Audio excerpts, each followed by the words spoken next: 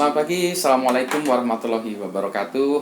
Dengan Budi Raharjo di Padepokan Budi Raharjo. Kali ini kita akan membahas tentang membaca buku atau menonton video.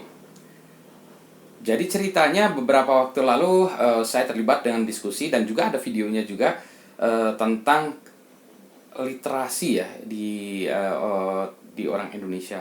Katanya ranking membaca orang Indonesia itu di bawah sekali gitu ya. Nah, sekarang jadi gimana ya? Apakah kita memaksa orang Indonesia untuk gemar membaca? Karena saya lihat orang Indonesia tidak gemar membaca, tapi orang Indonesia itu gemar nonton video itu lebih gemar. Jadi kalau saya pikir memang lebih bagusnya kita perbanyak khasanah ilmu melalui video daripada melalui tulisan. Nah, ini salah atau benar saya nggak tahu ya. Anda preferensinya atau keinginannya atau sebenarnya lebih suka yang mana? Saya sendiri lebih suka membaca buku sebetulnya, karena dalam membaca buku itu saya bisa berimajinasinya kemana-mana gitu ya. Soalnya ini bukunya Dan Brown, ini saya ceritanya, saya bisa menghayal orangnya seperti apa. Tapi kalau Anda sudah nonton filmnya yang difilmkannya si Dan Brown ini, bukunya Dan Brown ini, maka Anda bayangannya orangnya tuh Tom Hanks gitu ya. Tapi kalau gini kan saya bisa ngarang orangnya seperti apa gitu.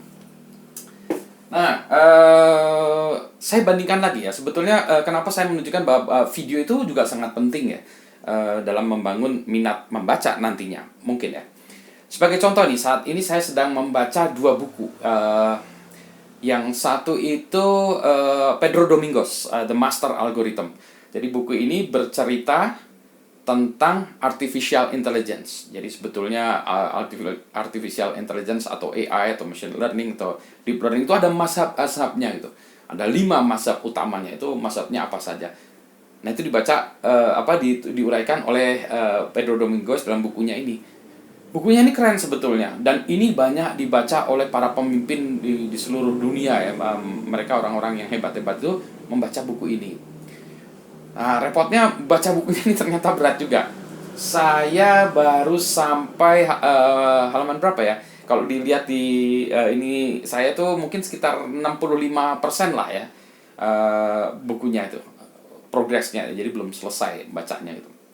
Mana saya pusing-pusing, saya putar videonya aja. Ternyata setelah saya cari di internet, Pedro Domingos ini menjelaskan tentang bukunya. Ada beberapa ya video tentang bukunya itu gitu. Nanti saya sertakan tautannya di bawah ya. Setidaknya ada 2 ya. Sehingga saya bisa nonton videonya itu, kemudian saya bisa paham ini sebetulnya isinya apa bukunya itu. Saya akan tetap baca bukunya, tapi dengan melihat video ini saya sudah tahu esensi dari buku yang ingin saya baca tadi itu. Saya sudah tahu. Sehingga kalau diajak berdiskusi dengan orang-orang tentang topik itu sudah bisa.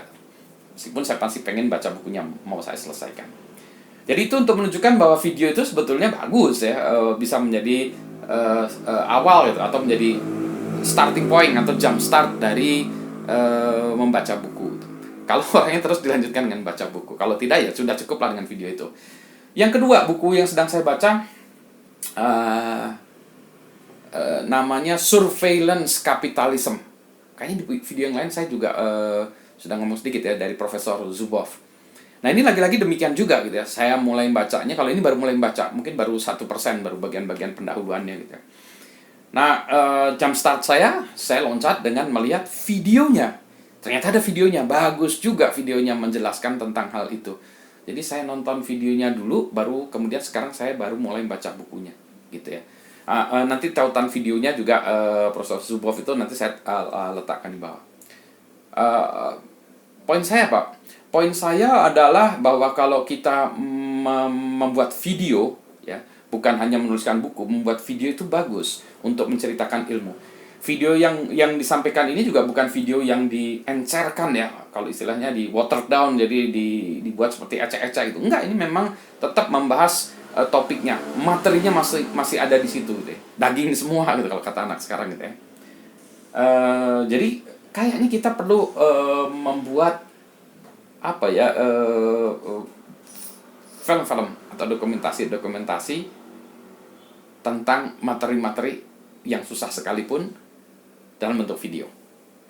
Bagaimana pendapat Anda? Sampai bertemu kembali di Padepokan Budi Raharjo. Assalamualaikum.